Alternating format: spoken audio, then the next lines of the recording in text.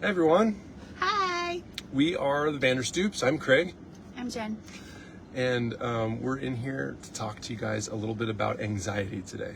It's an area that we're both really passionate about. I'm a counselor and I work with lots of different people, but anxiety is one of the main things I talk to them about. And it's a huge part of Jennifer's story too. Decades of struggling with, against, and finding a way to survive above it, thrive above it, and not be bound by it. So we do talks on anxiety in classes, and he works with individuals, and so we could go on about this forever, but we want to do like a quick snippet just to give you tools and give you a place to move forward in. Yeah.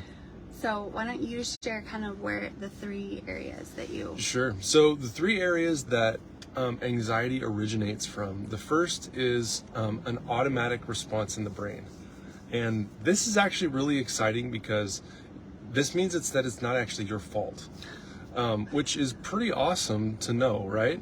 You're not making decisions about this stuff. Your brain is seeing something in your environment that it's uncomfortable with, and so it gets you ready to take care of a major problem. And that's what anxiety is. If you're running away from a tiger, we don't call it anxiety, right? Survival. we call it something else. I don't know what you'd call that, but you call it something else. If you think you're running away from a tiger and the tiger's not there, that's anxiety. Okay, so to put that in more like relatable terms, Sure. The automatic response in the brain that can trigger anxiety is your brain protecting you from something it senses that could be danger. Right. And that is not, it's an automatic, not controllable response. You're not making any decisions about that. Right. It's just happening for you. Okay. It's happening for you. And so that happens because of? That happens because Of trauma? there's a number of reasons, but trauma is one of them. Trauma in the past, and that can be something that actually happened to you, or something that happened to someone close to you, or something that you perceived was scary on TV, or that your brain records. And your brain records all as this danger. stuff. Yeah. And then automatically when something comes close to that thing that was scary, then it gets your body ready for fight or flight. And so it's an automatic thing. You're not making the decision. It's just happening. It's why you can be walking down the sidewalk and see a stick on the sidewalk and jump away from it because it's a snake before you realize, oh my gosh, that's just a stick. It takes longer for us to recognize what we're looking at than it does for the brain to recognize that there's danger, which is kind of awesome. It's really cool. It's cool the way we're made. Yeah. But sometimes we need to teach our brain to stop responding. Exactly. We're not actually in danger. Thank you, but no thank you. Right. Okay, so we'll come back to some tools that we can use if that's where anxiety is originating for you. Mm-hmm. Yeah. So the second one we talk about a lot is hormones. And this one also, not your fault.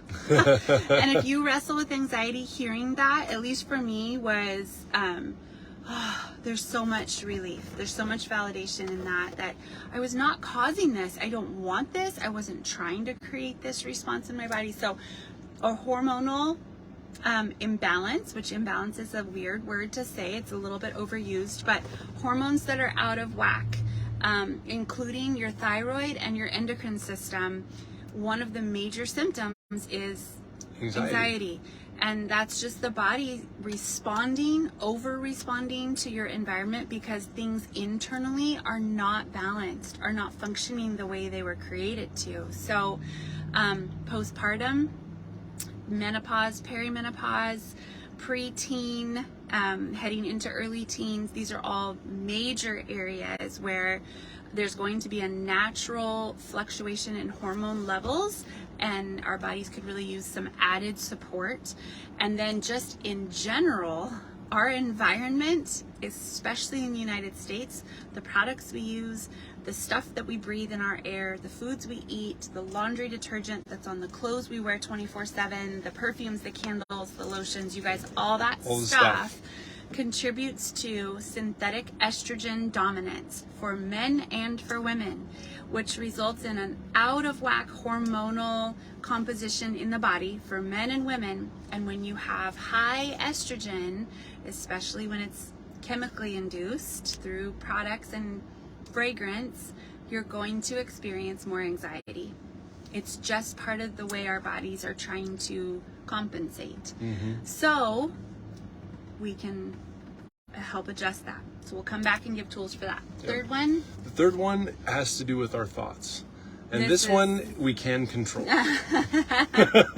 Right? This one's our fault. Right. This one is what our thoughts do. And that's when we let our thoughts sort of spin out of control and those kinds of things. And the truth about these three things, and it really is three, right? They're the automatic response of the brain, hormones, and our thoughts. They all intermingle with each other. One causes the other, and the other causes all three. So it doesn't actually matter all that much where this originated for you.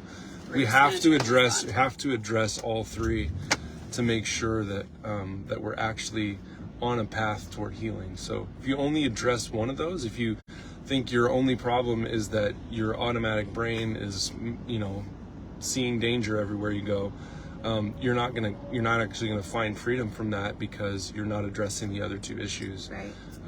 If you can't isolate any one of them really. And if your hormones are off, Yeah. and you're continually experiencing these cycles of anxiety, it's going to result in your brain over responding. So For sure. one leads to another, and that's why we really encourage people to take the whole body, to Absolutely. take body, soul, mind, and spirit, and address all of them. And thankfully with Young Living we have tools for all those things, and sometimes it helps finding a person like Craig or another resource to guide you in that process, especially if there's some stuff in your past that needs some help being released. So tools, specific tools. What tools would you list if there's an automatic response happening in your brain? So frankincense, lavender, and stress away.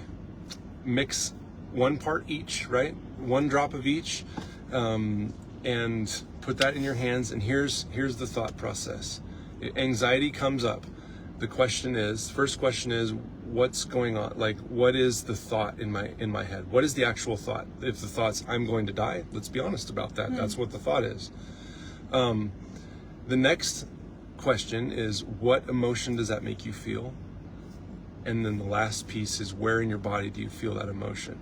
If you can identify those 3 things, then you rub that blend of oils into your hands. Breathe it in, and then wait for a shift, because your body can only sustain that hormone dump for 30 seconds. So you're waiting for a shift in the emotion. You're waiting for a shift in the thought. You're waiting for a shift in that sensation that you have in your body when you're experiencing that emotion. Which one of those is going to change? Because one of them has to change inside 30 seconds. And so you're watching for that now instead of thinking about how you're going to die. And that is an amazing tool. So those, and it helps to start retraining your yeah, brain it helps to start respond exactly differently. retraining the brain. Those 3 oils are very specific. Should I share what they all do? No, because they're very sciencey, and those 3 oils are back. very specific for very specific reasons. If you want to know, ask. We're science nerds, so we could go too long. Okay, so that's a huge key to start retraining your brain to respond differently using those. Next, if we're talking about the hormonal aspect, if you are a woman and you're experiencing hormone irregularities, your cycle is painful, irregular, overly heavy, it's really long or really short, if you're experiencing trouble sleeping, weight gain, your skin is really dry, your hair is really dry and brittle, your nails are really dry and brittle, there's a long list of symptoms that indicate your progesterone is low and your estrogen is high. You can search that in this group. There's a lot of other amazing resources here in Spruce Society. Try Progessence Plus. Start using 2 drops on your inner forearms every night before bed. I leave mine with my toothbrush or right on my nightstand just so I see it and I do it and I don't have to think about it. If you're a man, Idaho Blue Spruce, 3 drops under the tongue tastes terrible, and will change your life. And if you are like, my guy is never ever gonna like go for chewing on a pine cone, you can put it in a capsule. But it takes way too much time. He feels far too impatient for that. He wants the instant response and he doesn't want to drip it in. The alternate to that is Power Jice. And this is an incredible supplement for men or women, but it does contain Idaho blue spruce in it. And it's not as concentrated. You're not getting the heavy 3 drops, but it's definitely going to help start shifting those masculine hormones into a more balanced state. Other symptoms of low testosterone in men, other than anxiety, that's a huge one. Huge one. But also experiencing rage or depression, if that's not normal for you. A lot of times it's actually both rage and depression, Which is a weird thing, Yeah. but men are weird. This is what happens. Thank you. You're welcome. That's good. Yeah, I love you, men, though. Men are so weird. Weight gain or just softness, low libido, just feeling apathetic towards life. Those are all symptoms of low testosterone in men. Those are not natural male attributes. So those are all symptoms that we need to get that estrogen out and start increasing testosterone. Other things that I would explore if you're feeling like your hormones are not right and your anxiety is a symptom of that, Thiamine for women. Our thyroid, as part of our endocrine system, helps regulate all of our hormone functions, including digestion and sleep and metabolism. It's really critical that our thyroid is being fed well and nourished well. So Thiamine and Super B, we need to replenish our B vitamins every day. Our body doesn't store them. We can't build them up. And so a methylated, fat-soluble B complex is really important, and Young Living has one. I don't know what any of those words mean, but it sounds important. It's important. You will feel the change when you take Young Living's B's versus like That's true. from somewhere I else. do know that. Right? I've experienced that. Right, Yeah. and they're laced with nutmeg, which is an oil that carries them right into your adrenals. So get on Progestins Plus, get on Super B, use your Idaho Blue Spruce for the men, and start to just watch and feel the change. And while you're doing that, retrain your mind with that frankincense, lavender, and stress away. Now, if it's a thought issue, if you're struggling with your thoughts, I struggle with my thoughts, and if you've experienced anxiety over time, it's really easy to start thinking about having anxiety, which makes you have anxiety. Do you know what I mean? The cycle, our thoughts can start the cycle. And so that's where I have my little fanny pack right back here. I have my oils with me all the time. All the time. Gary Young used to say, keep an oil in your pocket and that's the one you should use. So it doesn't even matter which one, but because oils have an intelligence, they go to the right place and they do the right thing in our body, just like they did for the plants before they were extracted. So I love to keep frankincense, any of the tree oils. I'm on an Idaho balsam fir kick right now because we just were got at the to farm. distill it at the farm in Idaho, but Northern Lights black spruce, evergreen essence, these are really high frequency oils, and they're uplifting and bright and help elevate our frequency, which helps change our thoughts.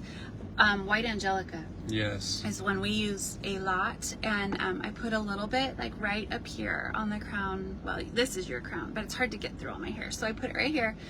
And you felt it. I did that on you the other day, and you had like a palpable. I did, yeah. Well, I had like full body shivers. Yeah. Yeah, it's amazing. So choose what works for you. Some people love the citrus oils. It's joy, or maybe it's jasmine. Some love, or not citrus, those are florals. Our daughter loves anything lemon. It's her happy oil, and she'll just breathe it in from the bottle and go, okay. She And actually brings calls a it her shift. happy oil. She does. Yeah. It brings a shift in her thoughts. So you smell the oils. Let your kids, let your husband smell a bunch and decide. Watch for their shoulders to drop. Watch for their chest to release. You don't want to see this. You don't want to see the tightening. You want to see releasing. What oil, when you breathe it in, brings that settling, that grounding, and that's the one you want to keep with you to use the instant those thoughts creep in. Take your thoughts captive. The amazing thing about when you notice something like that, though, is that the oil becomes a signifier of a choice. And that's actually really important. The oil is helpful in and of itself, no matter what, But when you put that on, you've chosen to do something besides just let your mind run away with itself.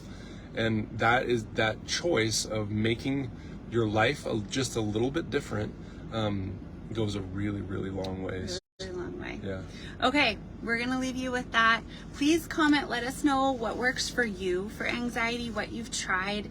If you have any questions or you want to dive into one of these 3 areas deeper, we're here and would love to explore it with you. For sure. Have a great day.